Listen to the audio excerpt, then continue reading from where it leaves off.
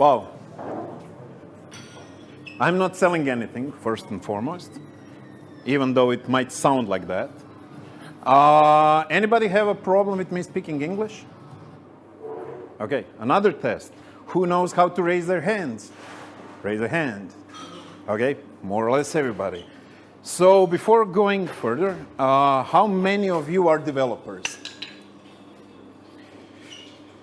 Most. How many of you are PHP developers? Few are not. Okay, so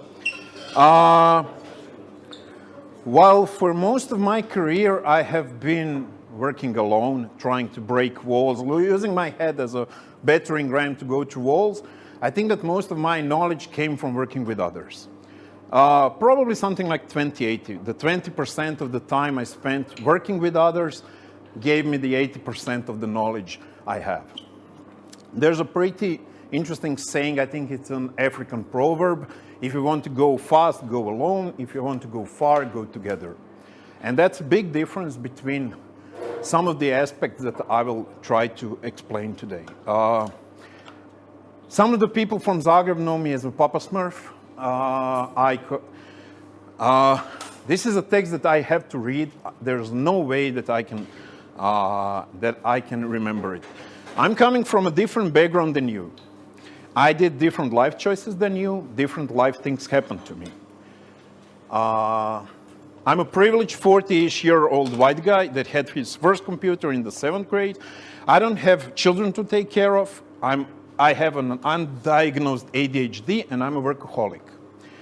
Still, I will try to make all of my advices actionable and sensible, but I understand that not everybody is in the place that you can make it better, that you can afford to be better.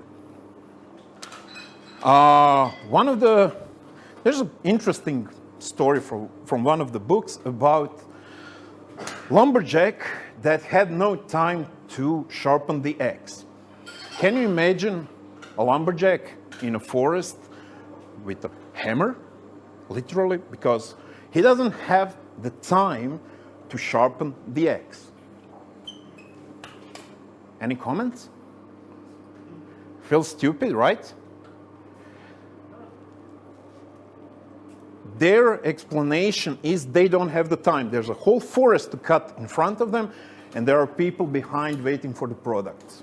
They don't have the time to sharpen the axe. Every time I ask developers, where are your tests, I hear the same excuse. I don't have the time. There's a Jira full of tickets. There's a front-end team waiting for something. There's a mobile team waiting for something. Project managers want something. Every time. Why am I mentioning this? So, if I hire a lumberjack, do I need to teach them to sharpen the axe? Or I just say, hey, you're hired, here's a forest, go. You own your own career, you and nobody else. You have to learn those short versus long-term hacks. Yes, short-term testing might not make sense to you. Short-term can be sometimes calculated in hours. Not days, not weeks, not months. Not writing tests means that when you will be debugging things, you will be investing time in that. And every time that you invest in there means that now you invested in debugging, testing makes less and less sense. That's the reason why I decided to do this talk. I see a lot of mistakes people do. I've done most of them. Here I will use a lot of stories that are not only mine, but other people's as well. Some of you might recognize yourself here. Actually, some of the people in this room are the point of this talk and will be used as examples. It's not meant as shaming. It's not meant as anything bad. I just want to use real life examples to show off what to be, what to look at. My name is Miro Svrtan, as Dragan mentioned. I I was a founder of Zagreb PHP Meetup. I ran those meetups for 6 years. I was a co-founder of WebCamp Zagreb conference. I ran that conference for the first 3 years and workshops for the last 2 years. I've been an international speaker for almost 10 years. I took a hiatus during the COVID, and this is my second talk afterwards, after a 4-year hiatus. And I love PHP. I like PHP so much that I traveled the world sharing my knowledge. I spoke in Portland, Miami, New York, Berlin, Amsterdam, Lisbon, Singapore, Poland, Croatia, Belgrade, Sarajevo, a lot of places in the world, usually on somebody else's dime. Not all, but some of it. From the career path, some of you might know me. There's actually a colleague that worked with me in Njuškalo. I was the second developer there about 10 years ago. I used to work for a cool Dutch company called TicketSwap. If you know any Dutchies, ask them about TicketSwap. Everybody knows it. I don't understand why, but everybody loves the product. And I love using great products, and I love building great products. Not all of the products I've built or been working on are amazing, but I try to strive for some excellence, not perfection. They say that perfection is the biggest enemy of good. Because if you want to be perfect, you'll never ship anything out. As Dragan mentioned, I run my own company. It all started about 10 years ago because I love hardware. I love buying my own hardware. I love running a Mac, a desktop, a 34-inch screen. I don't like being part of products that change often, clients that change often. I change clients about a year and a half to 2 years in some average. I don't like jumping from a project to a project. I love understanding the product, going deep into the product, and building for the product. And that's one of the reasons that I was never a fan of agencies. And I understand that those are a good stepping stones for younger developers. That was one of my stepping stones as well. I first started as a solo freelancer, then I started working in an agency, and then later I started working on products themselves. And when I was working in other companies as an employee, I had to abide by their own rules. So, Croatian companies are stingy as fuck when you talk about good hardware, or at least used to be. I wanted an expensive laptop. It was about 3 average salaries. 12 years ago, they said no, just buy some cheap shit. I moved companies. I wanted the Mac. They said no. Our corporation doesn't support Macs. But I've seen like CEOs having Macs. No. Nope, you can't get one. That was the last time somebody else bought my hardware. I spend a lot of money on hardware. I buy some bullshit hardware, crappy hardware. I buy some good one. I've been running Macs for about 7-8 years, but Macs sucked for about 5 years, so I moved back to Linux.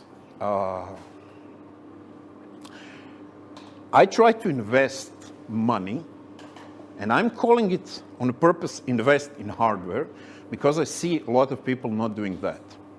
If you buy and work on cheap-ass shitty laptop, on a small screen, on whatever is frustrating you, you're trying to solve a problem that a few thousand euros can solve easily. You bring on stress. You can't be your best at those moments. I like to run 20 Docker containers. I like to run free IDEs. This laptop is a very expensive one, and I understand that not everybody can afford it. And I'm not saying that you have to buy something as expensive as this. but find the best hardware possible. It will help you a lot. It will grow your career a lot.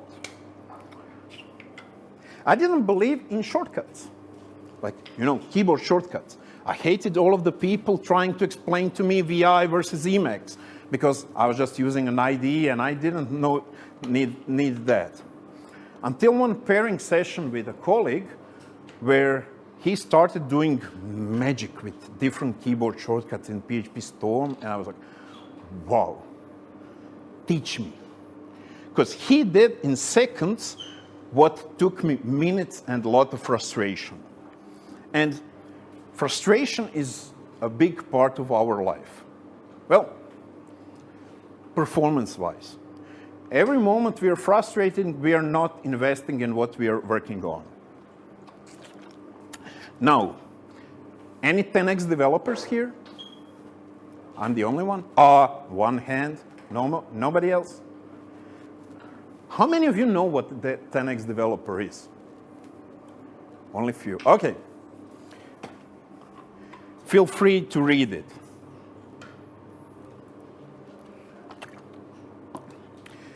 A lot of people hate this. And I love the term, I don't love the explanation. So I think there are 10x developers. And we are not saying 10x on the dot. Maybe 5x, maybe a 3x, maybe a 7x.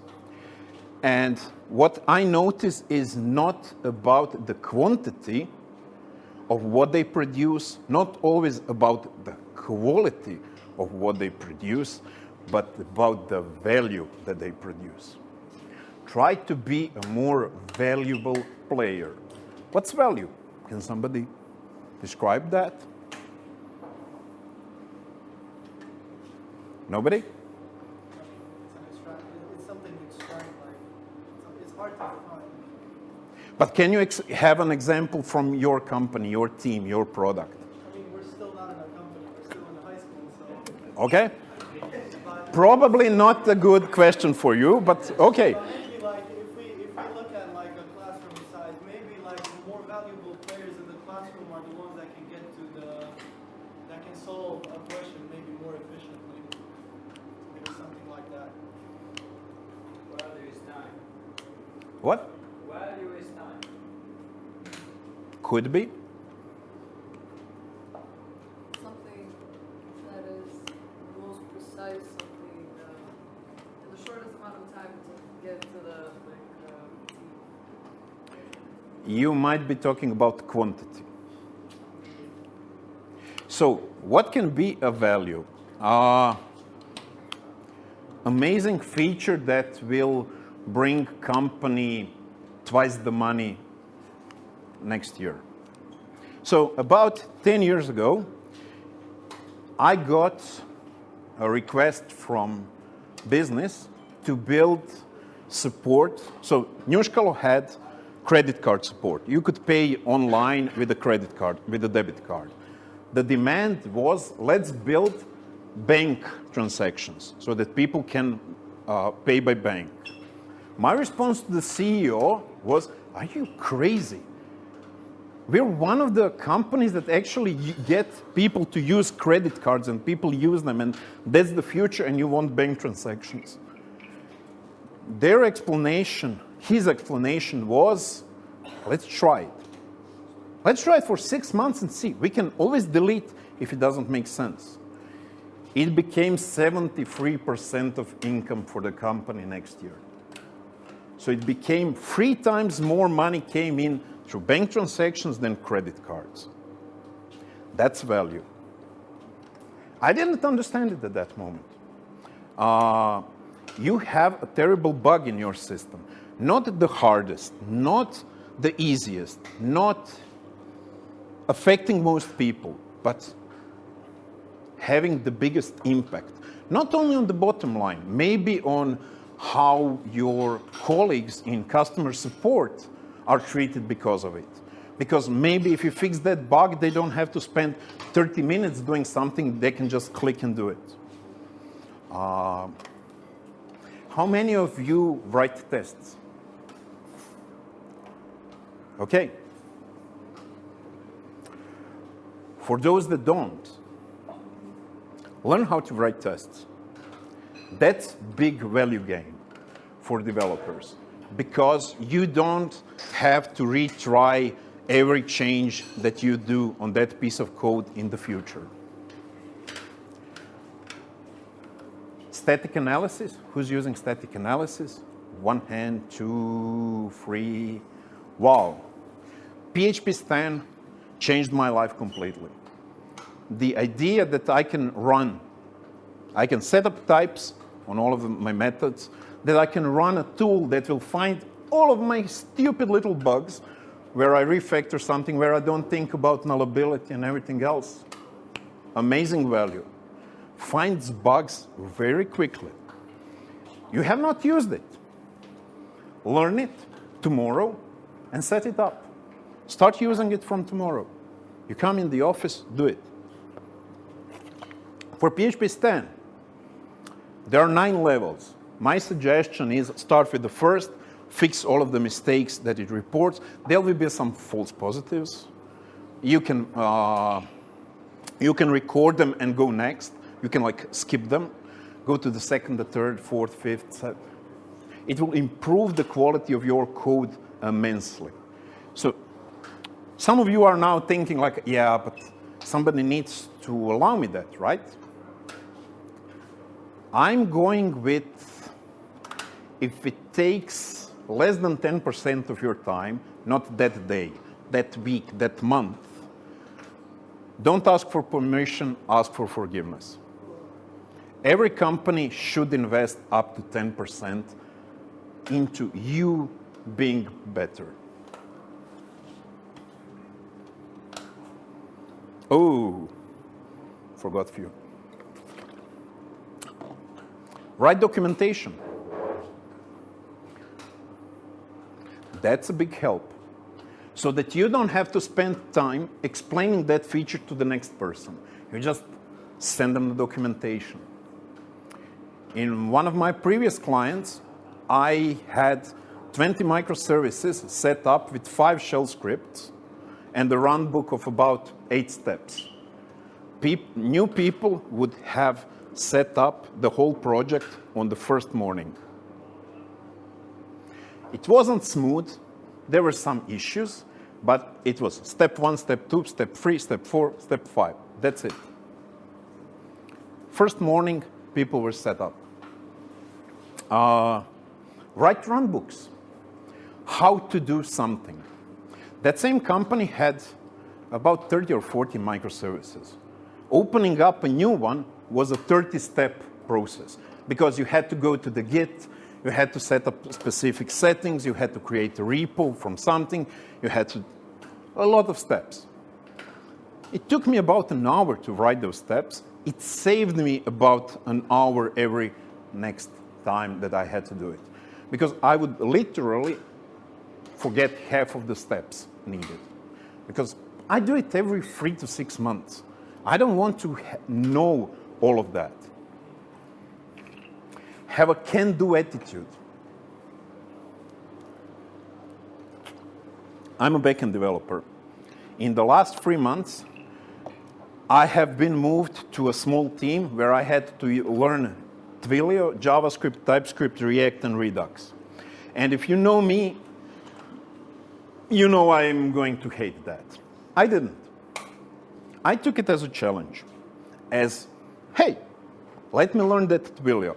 Let me take somebody else's money to learn JavaScript, TypeScript, and everything else. As long as they're aware that I'm not going to be as good as a 25-year-old front-end developer. And they were. They needed me for specific tasks. I did it. I learned it. I'm not a fan. I'm going forward.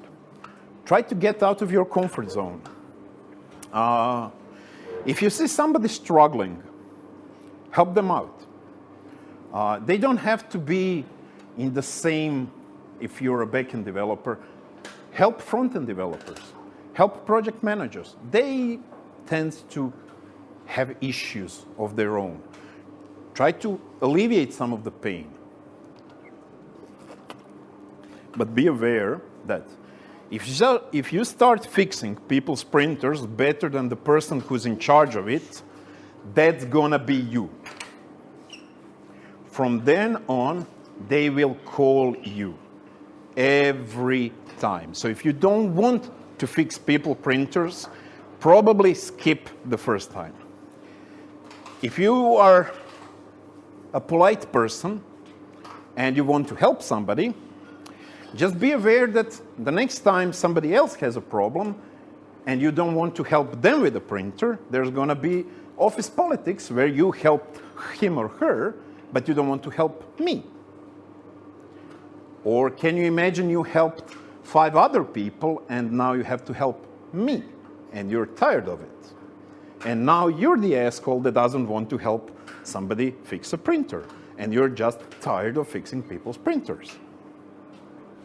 Yes, it can be frustrating. I've done similar things where in 2 different Croatian companies, I wanted to help them be better. I was only a developer. I wanted to take more charge. I wanted to make our lives better. I had to learn the hard way that if you rent an apartment, you don't renovate it. It's not your apartment to take care of. So if the owners don't care about the company or the flat, neither should you. Just fucking move away. I know it's hard. I know it's hard. But you can't fix other people's problems. Everybody loves Agile. Who loves Agile? Who hates Agile? I think it's a very abused word. I think that companies love Agile because it means that they don't have to plan. You know, the higher-ups don't have to plan, but they can call you whenever they want and tell you what you need to do because you're Agile. No planning, no plans, nothing. I'll just call you at 2 p.m. and you'll do things. And I have more than few stories about it. I worked in a company that used to be an agency for big newspapers in Croatia and region. There was one newspaper that would call us every Friday, almost every Friday, around noon, to set up the new headline for something that's coming out on Saturday in the Saturday edition. That's about 3 hours of work. Regularly, they would come on a Friday noon. The problems were that I wasn't aware of that until I figured out that they were surprised by football championships starting, which is something that we all know, right? Tourist patrol, that I've been reading that newspaper for 20 years, and I know that it's done in every June, and it was a surprise on a Friday that they need a new page.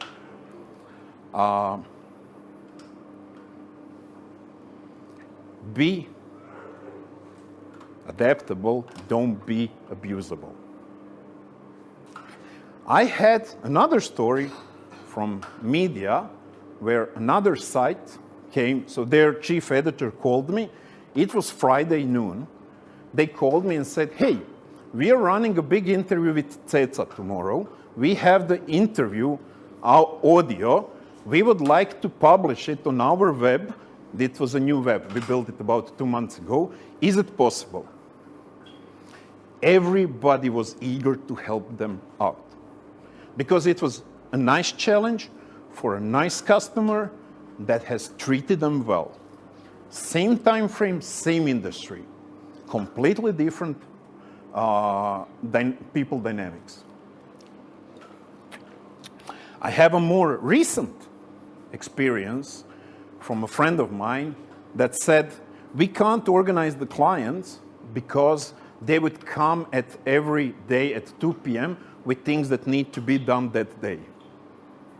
Every day. I asked, Why don't you have a morning daily? No, they're not interested.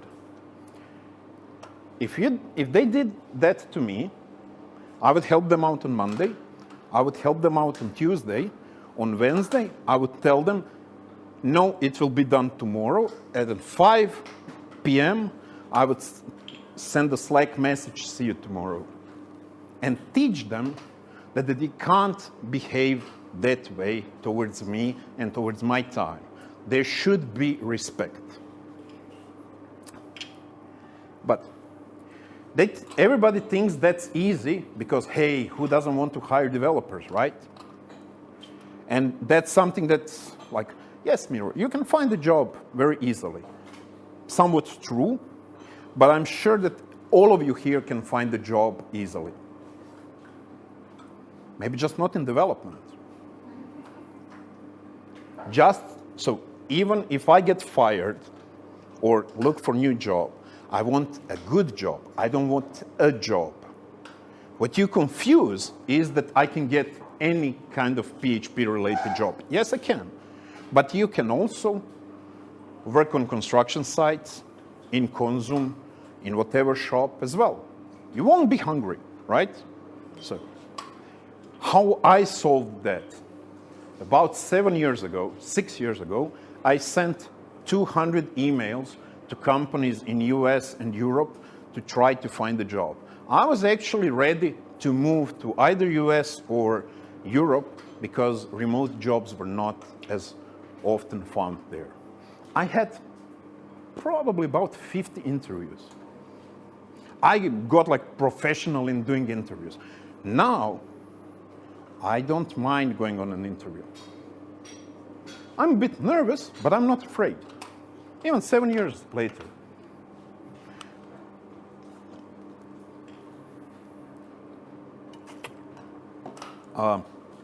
I know people who have been in their companies for too long. I have a friend that has been working in the same team for almost 10 years. I know that he's afraid of looking for something else. That's his first job. I know of a person, I interviewed them a few years ago, that started in one company, I think maybe even below the developer, and they are now a CTO. They have been in that company for 15 years. The issue is they're so good at what they do in that company that they are not hireable by anybody else. They are very passionate about the work done. They're amazing people, but their skill set is at junior level because they are jack of all trades and master of none. I couldn't recommend hiring that person because of the amount of money that we would have to take out of their monthly paycheck. As a CTO, I'm sure they make a lot of money. As a junior, they would have to take a big pay cut. Try to always be hireable.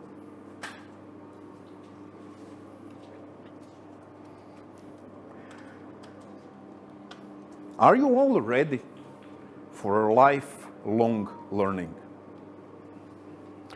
Germans are not. I've talked in the past with a German consultant that usually does rescue projects in Germany for a lot of money because they screw up all of their projects regularly. Because one of the explanations was Germans have a culture of thinking that when they're done with school, they're all done with education. The rest of their life, they're supposed to implement what they were learning in the high school or university. Can you imagine a 30-year-old engineer, software engineer, implementing only what they learned 10 years ago in academia?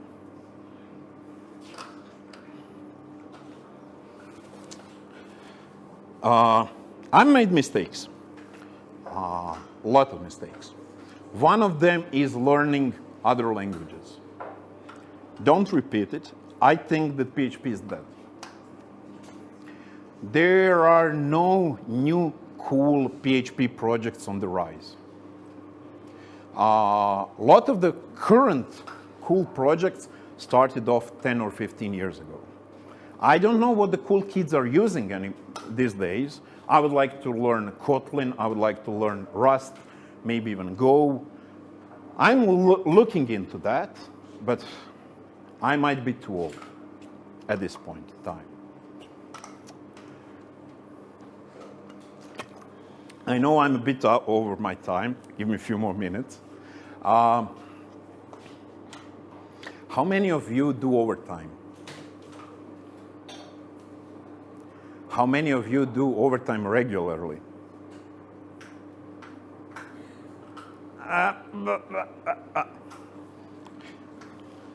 In the 20 years, I've done it only a few times. Only a few times. That doesn't mean I'm not a person that comes into the office at 9, leaves at 5 p.m. and stops thinking about it. No, I'm a workaholic. I have my own pet projects. So for instance, speaking is my hobby. Learning other languages, learning other frameworks, learning other technical stuff is my hobby. There's a big difference between working overtime, working for somebody else's dime, and investing in yourself to learn and be better. Do not mix those two things. Find a mentor. I have a 9-year younger brother who's also a software developer, who's one of my mentors and one of my mentees. We push each other. I have amazing friends that push me as much as I push them. If you are in a position of seniority, try to ask people in front of you to be your mentors and offer mentorship to people behind you. That's going to grow you exponentially.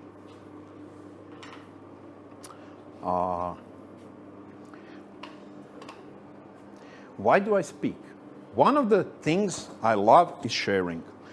One of the things that if you came to Tinel, if you came to this meetup, and you might have noticed me with my dog, was I don't talk much to others. I've gone to PHP meetup in Helsinki, heard what they're speaking and left out. Me, who was running PHP meetups in Zagreb at that time. I'm not comfortable approaching random people and chit-chatting about something. But I use this stage to give you some introduction to me so that if you want, you have a topic to come to me and say, hey, Miro, I liked something. Would you like to discuss? So if you have social anxiety like I do, try that. I know speaking is not for everybody, but try it. Try it once. You fail, that's good. Go to something else. Ask Dragan if he needs help organizing meetups. That's an amazing way to meet other people. Because you have a reason to talk to them, to talk to the speakers, to talk to the audience. Do open source. That's a nice way to improve yourself, learn skills.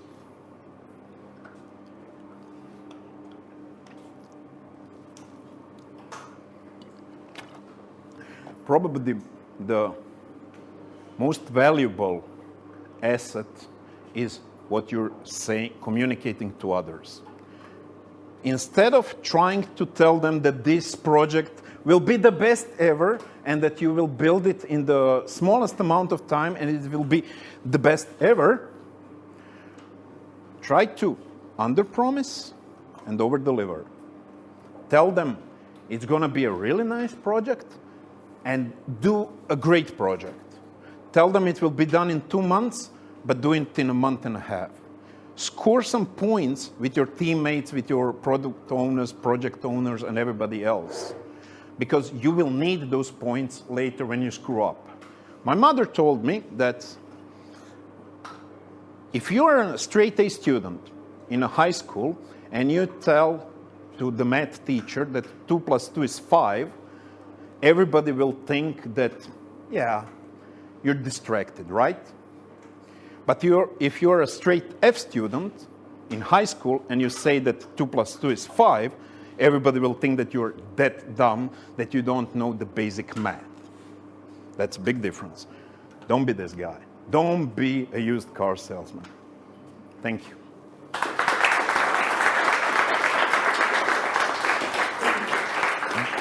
Do we have any time for questions or not? Yes, yes. I have a question. Go. So you bring a lot of advices in your speech.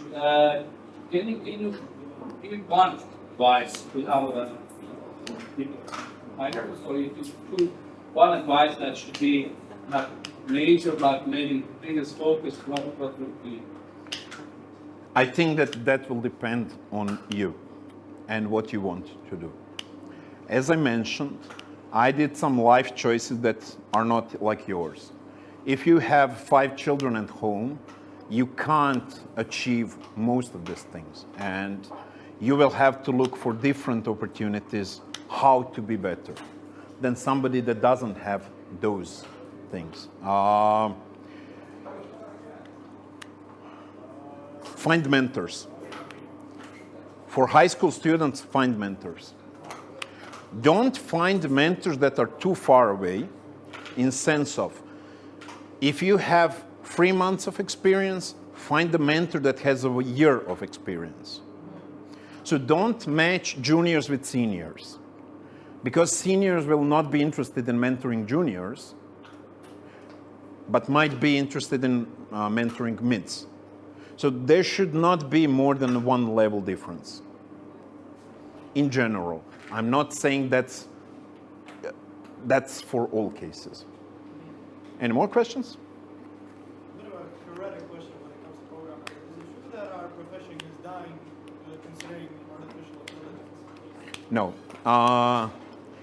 I think that AI tools will be amazing tools to work with.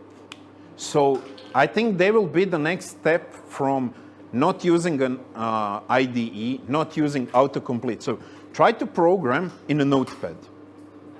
Then go and try to program in Visual Studio or PHP Storm.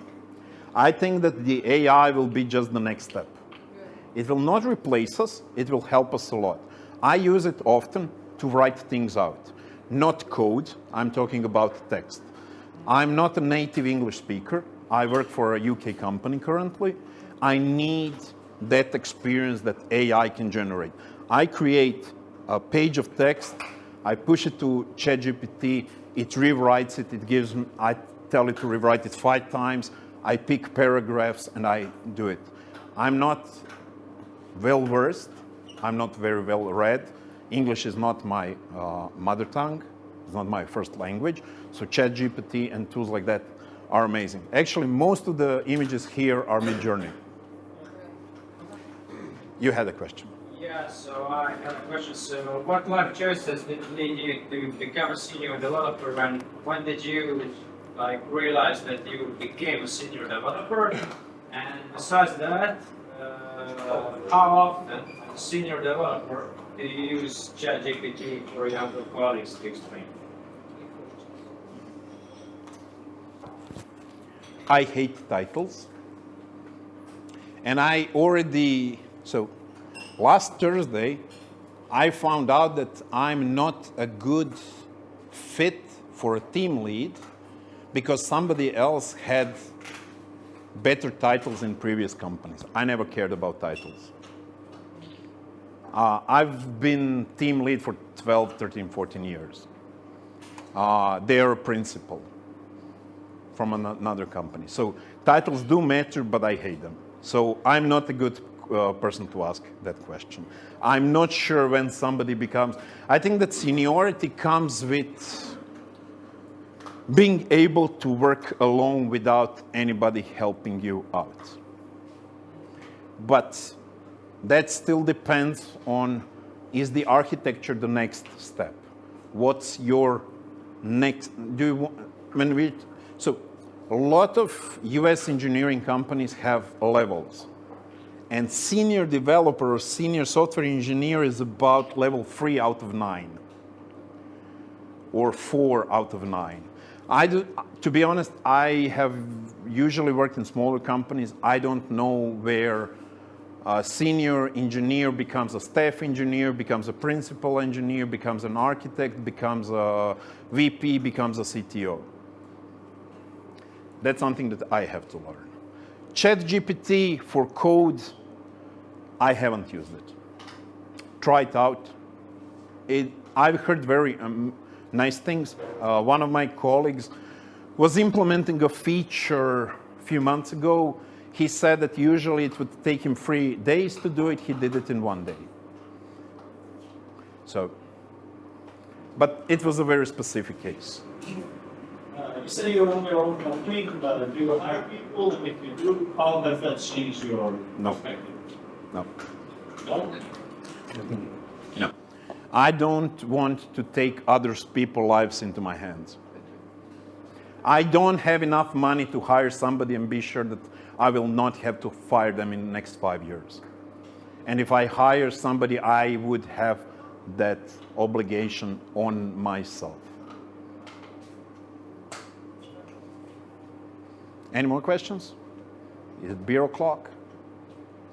Thank you.